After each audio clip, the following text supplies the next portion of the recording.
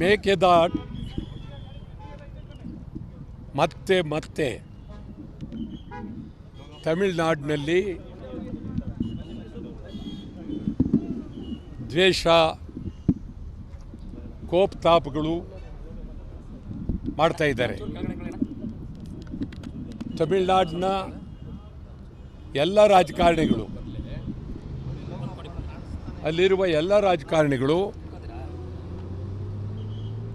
ಮೇಕೆದಾಟು ಬಗ್ಗೆ ವಿರೋಧ ಮಾಡ್ತಾರೆ, ಕಾವೇರಿ ಬಗ್ಗೆ ವಿರೋಧ ಮಾಡ್ತಾರೆ, ರಾಜಕೀಯವಾಗಿ ಭಾಳ ಕೆಟ್ಟದಾಗಿ ನಡ್ಕೊಳ್ತಾ ಇದ್ದಾರೆ. ಇದು ಒಳ್ಳೆಯದಲ್ಲ. ಭಾಳ ಗಂಭೀರವಾಗಿ ಎಚ್ಚರಿಕೆ ಕೊಡ್ತಾ ಇದ್ದೀನಿ.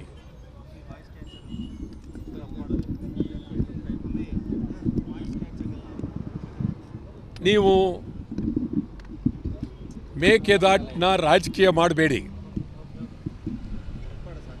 ನನಗೆ ಗೊತ್ತು, ನೀವೆಲ್ಲರೂ ಚುನಾವಣೆಗೋಸ್ಕರ ರಾಜಕೀಯ ಮಾಡ್ತಾ ಇದ್ದೀರಿ. ಕರ್ನಾಟಕದಲ್ಲಿ ನಾವು ಪ್ರಾಮಾಣಿಕವಾಗಿ ರಾಜಕೀಯ ಮಾಡ್ತಾ ಇಲ್ಲ. ಭಾಳ ಗಂಭೀರವಾಗಿ ನಾನು ನೂರಾರು ಬಾರಿ ತಮಿಳುನಾಡಿಗೆ, ತಮಿಳುನಾಡಿನ ಮುಖಂಡರುಗಳಿಗೆ, ತಮಿಳುನಾಡಿನ ಪಕ್ಷಗಳವರಿಗೆ ಅನೇಕ ಸಾರಿ ಹೇಳಿದ್ದೀನಿ. ಸುಮಾರು ನಿಮಗೆ ಹೇಳ್ತೀನಿ, ಕರುಣಾನಿಧಿ ಭಾಳ ಕಾಲದಿಂದ, ಜಯಲಲಿತಾ ಕಾಲದಿಂದ, MGR ಕಾಲದಿಂದ ನಾವು ಹೋರಾಟ ಮಾಡ್ತಾ ಇದ್ದೀವಿ. ಅಲ್ಲಿ ಉದ್ದೇಶಪೂರ್ವಕವಾಗಿ ರಾಜಕೀಯ ಮಾಡ್ತಾ ಇದ್ದೀರಿ. ಕಾರಣ ಏನು? ಮೇಕೆದಾಟಿನಿಂದ ನಿಮಗೆ ಆಗ್ತಕ್ಕಂಥ ನಷ್ಟ ಏನು ಅದನ್ನು ಸ್ಪಷ್ಟಪಡಿಸಿ. ಮೇಕೆದಾಟಿನಿಂದ ನಮಗೆ ಕುಡಿಯುವ ನೀರು ಬೆಂಗಳೂರಿಗೆ ಸುತ್ತಮುತ್ತ ಕುಡಿಯುವ ನೀರು ಮತ್ತು ವಿದ್ಯುತ್ ಶಕ್ತಿ ತಯಾರಾಗುತ್ತೆ. ವಿದ್ಯುತ್ ಶಕ್ತಿ ತಯಾರಾದರೆ ಆ ವಿದ್ಯುತ್ ಶಕ್ತಿ ಬಳಸುವ ನೀರು ನಿಮಗೆ ಹೋಗುತ್ತೆ ಮತ್ತು ಮಳೆಗಾಲದಲ್ಲಿ ಸಮುದ್ರಕ್ಕೆ ಹೋಗುವ ನೀರು ಮೇಕೆದಾಟಿನಲ್ಲಿ ತಡಿತೀವಿ. ಜೊತೆಗೆ ನಿಮ್ಮ ಡ್ಯಾಮ್ಗಳು, ಜಲಾಶಯಗಳು ತುಂಬುತ್ತವೆ. ಮೆಟ್ಟೂರು ಜಲಾಶಯ ಇರ್ಬೋದು, ನಿಮ್ದು ಯಾವುದೇ ಜಲಾಶಯ ಇದ್ದರೂ ತುಂಬುತ್ತೆ, ನಿಮಗೂ ಒಳ್ಳೆಯದು. ರಾಜಕೀಯ ಬಿಟ್ಬಿಡಿ. ಸ್ಟಾಲಿನ್ನವರು ತಮ್ಮ ಪಕ್ಷದ ಪ್ರಣಾಳಿಕೆಯಲ್ಲಿ ಮೇಕೆದಾಟು ಮಾಡೋದಕ್ಕೆ ಬಿಡೋದಿಲ್ಲ ಅಂತ ಹೇಳಿದ್ದಾರೆ. ಪಳನಿಸ್ವಾಮಿ ಬಿಡೋದಿಲ್ಲ ಅಂತ ಹೇಳಿದ್ದಾರೆ. BJP ಮುಖಂಡರುಗಳು ಬಿಡೋದಿಲ್ಲ ಅಂತ ಹೇಳಿದ್ದಾರೆ. ಒಂದು ರೀತಿ ಇಡೀ ತಮಿಳುನಾಡನ್ನೇ ನೀವು ಕರ್ನಾಟಕದ ವಿರುದ್ಧ ಎತ್ಕಟ್ಟಿದ್ದೀರಿ. ನಾವು ಭಾಳ ಗಂಭೀರವಾಗಿ ನಿಮ್ಗೆ ಹೇಳ್ತಾ ಇದ್ದೀವಿ, ಯಾವುದೇ ಕಾರಣಕ್ಕೂ ನಿಮ್ಮ ಈ ಗೊಡ್ಡು ಬೆದರಿಕೆಗೆ, ಚಿಂತನೆಗೆ ಯಾವತ್ತೂ ನಾವು ಹಿಂದೆ ಬೀಳೋದಿಲ್ಲ. ಸರ್, ಬೆಂಗಳೂರಲ್ಲಿ ಇವಾಗಲೇ ಕುಡಿಯೋದಕ್ಕೆ ನೀರಿಲ್ಲ ಸರ್. ಜೊತೆಗೆ ರಾಜ್ಯದಲ್ಲಿ ಎಲ್ಲ ಕಡೆ ನೀರಿಗೆ ಹಾಹಾಕಾರ ಇದೆ. ಇಂಥ ಸಂದರ್ಭದಲ್ಲಿ ಮೇಕೆದಾಟು ಆಗಬೇಕನ್ನೋದು ರಾಜ್ಯದ ಒತ್ತಾಯ ಆಗಿತ್ತು.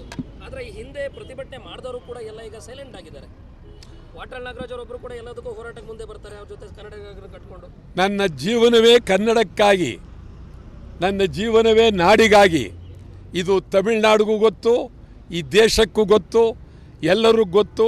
ಕರುಣಾನಿಧಿಯಿಂದ ಇಡೀ ತಮಿಳುನಾಡಿನ ಎಲ್ಲ ರಾಜಕಾರಣಿಗಳು ವಾಟಾಳ್ ನಾಗರಾಜ್ ಏನು ಹೋರಾಟ ಮಾಡ್ತಾರೆ ಅಂತೇಳಿ ಅವರಿಗೆಲ್ಲ ಗೊತ್ತಿದೆ.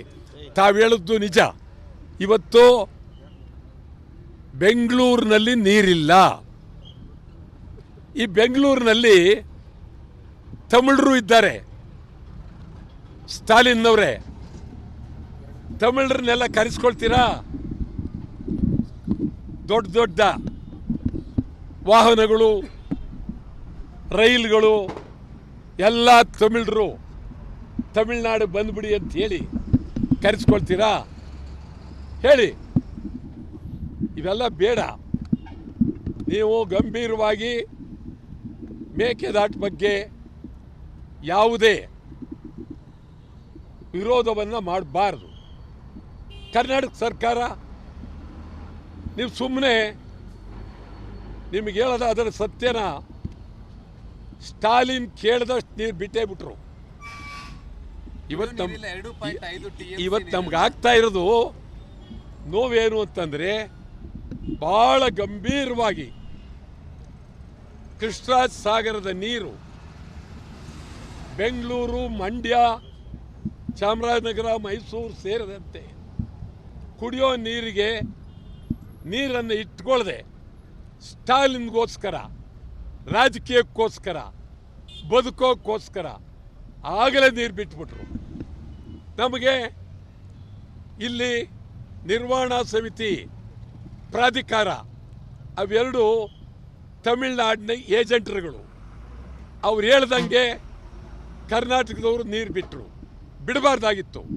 ಅಧಿಕಾರ ಹೋದ್ರೂ ಚಿಂತೆ ಇಲ್ಲ, ಗಟ್ಟಿಯಾಗಿ ನಿಲ್ಲಬೇಕಾಗಿತ್ತು. ಇವರು ಸ್ಟಾಲಿನ್ಗೋಸ್ಕರ ನೀರು ಬಿಟ್ಟರು.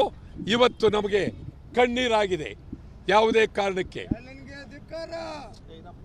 ಅದೊಂದೇ ಅಲ್ಲ, ಮುಂದಿನ ದಿನಗಳಲ್ಲಿ ಸ್ಟಾಲಿನ್ನವರೇ ಹೊಸೂರು ಕರ್ನಾಟಕ ಸೇರಬೇಕು.